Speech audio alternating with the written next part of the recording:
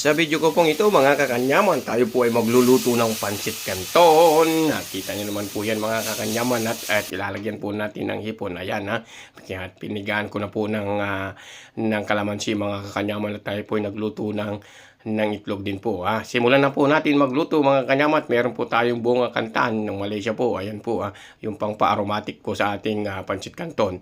Ayan, ginisa ko na po yung bawang sibuyas. Sinama ko na po yung hipon dyan mga kanyaman para lalong mas masarap po.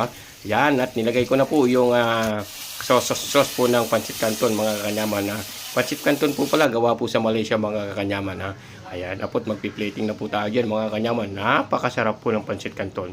Kung maamoy nyo po dyan, naamoy na nga po ni Marites. Nag-text na po nga sa akin si Marites. Pengi daw po. Yan po yung tinatawag na po ang kantan. Hiniwa ko po siya ng maliliit mga kanyaman. Ginayat ko po. Binulburan ko po sa taas mga kanyaman.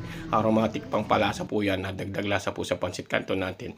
Simulan na po natin ang pagkain mga kanyaman. Hinahalo na po ni kanyaman dyan. Nakita nyo naman po. Excited na excited po si kanyaman dyan mga kanyaman.